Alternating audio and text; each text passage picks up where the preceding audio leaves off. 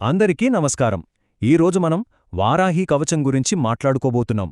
అయితే ఇది కేవలం ఒక స్తోత్రాన్ని చదివి దాని అర్థం తెలుసుకోవడం లాంటిది కాదు. ఈ కవచం వెనక ఉన్న అసలైన శక్తి ఏంటి, అది మన లోపల ఉన్న యోధుణ్ణి ఎలా మేల్కొల్పుతుంది అనే ఒక లోతైన విశ్లేషణ ఇది. పదండి ఈ ప్రయాణంలోకి వెళ్దాం. చూడండి, మొదట్లోనే ఒక చాలా ముఖ్యమైన విషయం మనం అర్థం చేసుకోవాలి. ఈ కవచం బయట ఉన్న శత్రువులను నాశనం చేయడానికి మాత్రమే కాదు, అసలు యుద్ధం మన లోపల ఉంది కదా, మన భయం, మన బలహీనత, వాటినుంచి కూడా మనల్ని కాపాడే ఒక గొప్ప ఆయుధమిది. సరే, ఈ కవచం గురించి మాట్లాడుకుంటున్నాం. కాని అసలీ రక్షణ ఇచ్చే వారాహీదేవి ఎవరు? ఆమె గురించి తెలుసుకోవాలి కదా. వారాహీ అమ్మవారు అంటే కేవలం ఒక దేవత కాదు. ఆమె శక్తి, ధైర్యం, దుష్ట శిక్షణ, వీటన్నింటికీ ప్రతీక. అన్నిటికన్నా ముఖ్యంగా మన లోపల పేరుకుపోయిన భయాన్ని తీసేసే అధిదేవత. అందుకే ఈ కవచానికి అంత శక్తి, అంత లోతైన అర్థముంది. మనం కవచమనే పదాన్ని చాలాసార్లు వింటున్నాం కదా. అసలు కవచమంటే ఏంటి? మామూలుగా అయితే ఒక ఢాలు లేదా యుద్ధంలో వేసుకునే కవచమని అర్థం. కాని ఇక్కడ దాని అర్థం అది కాదు, అంతకంటే చాలా లోతైనది. ఇది మన కంటికి కనపడని ఒక శక్తి వలయమన్మాట. మనసుని, ఆత్మని నెగటివ్ ఆలోచనల నుంచి, చెడు ప్రభావాల నుంచి కాపాడే ఒక ఆధ్యాత్మిక కవచం. సరే, ఇక్కడి నుంచే ఈ విశ్లేషణ చాలా ఆసక్తికరంగా మారుతోంది. ఈ కవచం మనకిచ్చే ఒక గొప్ప అంతర్దృష్టి ఏంటో తెలుసా? మన నిజమైన శత్రువు ఎవరో గుర్తించడం. ఒక్క నిమిషం ఆలోచించండి. మనల్ని నిజంగా బలహీనపరిచేది ఏంటి? మనల్ని వెనక్కి లాగే శత్రువు ఎవరు? ఎక్కడున్నారు వాళ్ళు? ఈ ప్రశ్నకు వారాహి కవచమిచ్చే సమాధానం మనల్ని నిజంగా ఆశ్చర్యపరుస్తుంది, ఆలోచింపజేస్తుంది. చూడండి, ఇక్కడ రెండు రకాల శత్రువుల గురించి మాట్లాడుకుంటున్నాం. ఒకవైపు బయట ప్రపంచంలో మనకు ఎదురయ్యే అడ్డంకులు, విరోధులు. కాని మరోవైపు మన లోపల ఉన్న శత్రువులు. భయం, కోపం, అసూయ, ఆత్మవిశ్వాసం లేకపోవటం. వారాహి కవచం ఏం చెప్తుందంటే, బయటి శత్రువులు ఈరోజుంటారు, రేపు పోతారు. కాని మన అసలైన నిజమైన శత్రువులు మన లోపలే ఉన్నారు. ఈ కవచం యొక్క ప్రధాన లక్ష్యం వాళ్లే. సరే, మన అసలు శత్రువెవరో మనకు తెలిసింది. మరి వాళ్లతో పోరాడటానికి ఈ దివ్యకవచాన్ని ఎలా నిర్మించుకోవాలి? ఈ స్తోత్రం స్టెప్ బై స్టెప్ మన శరీరాన్ని, మనసుని ఎలా కాపాడుతుందో ఆ నిర్మాణాన్ని ఇప్పుడు వివరంగా చూద్దాం. వారాహి అమ్మవారి చేతిలో హలం, ముసలం అంటే నాగలి, రోకలి ఉంటాయి. అవి హింసకోసం కాదు, వాటికో గొప్ప అర్థముంది. నాగలితో పొలాన్ని దున్నినట్టు మనసులో ఉన్న చెడు ఆలోచనలను దున్ని హృదయాన్ని శుద్ధి చేయడానికి ఆ నాగలి. అలాగే మనలో పాతుకుపోయిన చెడు అలవాట్లను, కర్మబంధాలను దంచి నాశనం చేయడానికి ఆ రోకలి. ఇవి అంతర్గత యుద్ధానికి వాడే సాధనాలన్మాట. ఈ రక్షణ ఎక్కడ్నుంచి మొదలవుతుందో తెలుసా? మన శిరస్సు నుంచి. మన ఆలోచనలన్నీ పుట్టేదిక్కడే కదా.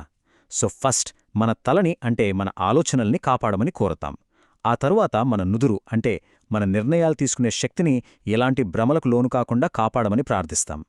ఇది ఇంకా లోతుగా వెళ్తుంది. కేవలం ఆలోచనలే కాదు, మన ఇంద్రియాలను కూడా కాపాడమని కోరుతుంది. అంటే మన కళ్ళు చెడును చూడకుండా, మన చెవులు చెడు మాటలు వినకుండా, మన ముక్కు ప్రాపంచిక వాసనలకు లొంగిపోకుండా, మన నోరు అబద్ధాలు మాట్లాడకుండా, ఇలా ప్రతి ఇంద్రియాన్ని నియంత్రించుకునే శక్తినివ్వమని అడగడం. ఆ తర్వాత మన చేతులు, భుజాలు. చేతుల రక్షణ అంటే మనం చేసే పనులకి, అంటే మన కర్మకి రక్షణ, సరైన పనులు చేసే శక్తినివ్వమని. మరి భుజాలు? అవి మన బాధ్యతలను మోస్తాయి, కాబట్టి ఆ బాధ్యతలను మోయగలిగే బలాన్నివ్వమని కోరడం. వెన్నెముక. మన శరీరానికే వెన్నెముక ఎంత ముఖ్యమో మనందరికీ తెలుసు. అది మనల్ని నిటారుగా నిలబడుతుంది. అలాగే ఆధ్యాత్మికంగా మన వెన్నెముక ఏంటంటే మన ధైర్యం, మన ఆత్మవిశ్వాసం. జీవితంలో ఎలాంటి కష్టమొచ్చినా తలవంచకుండా నిటారుగా నిలబడే శక్తిని, సంకల్పాన్ని ఇవ్వమని అడగడం. ఇది. ఇప్పటివరకు మనం శక్తి, రక్షణ, యుద్ధం ఇలాంటి విషయాల గురించి మాట్లాడుకున్నాం. కాని ఈ కవచంలో ఒక చాలా సున్నితమైన, అందమైన కోణముంది. అదేంటంటే వారాహిదేవి యొక్క మాతృహృదయం, ఒక తల్లి ప్రేమ. ఈ ఒక్క మాట చాలు. రక్షణ అనేది శిక్ష కాదు, అదొక శరణం. అంటే అమ్మవారి రక్షణ అనేది మనల్ని భయపెట్టడానికి కాదు, మనకు భద్రతనిచ్చే ఒక ఆశ్రయం, మనం తలదాచుకునే ఒక చోటు. బహుశా ఈ కవచం మొత్తంలోకి ఇది అత్యంత అందమైన శ్లోకం. ఒక తల్లి తన బిడ్డను ఎలా కాపాడుకుంటుంది?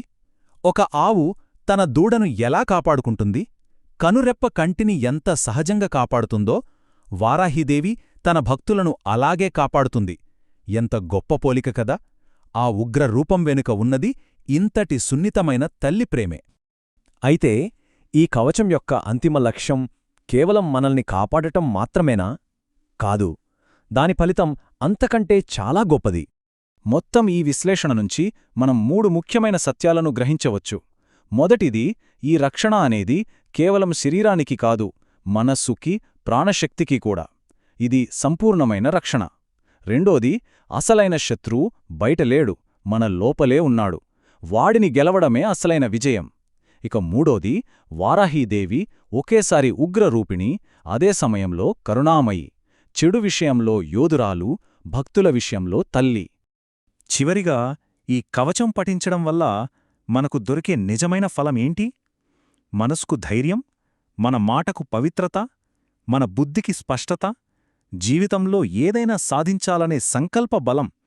ఇవే కదా మనకు జీవితంలో కావలసిన అసలైన ఆయుధాలు. ఈ విశ్లేషణను ఒకే ఒక్క ప్రశ్నతో ముగిద్దాం. మనల్ని నిజంగా బలహీనపరిచే శత్రువు, మనల్ని ముందుకు వెళ్ళనివ్వకుండా ఆపే శత్రువు బయట ఉన్నాడా, లేక మన లోపలే, మన ఆలోచనలోనే ఉన్నాడా? ఒక్కసారి ప్రశాంతంగా ఆలోచించండి.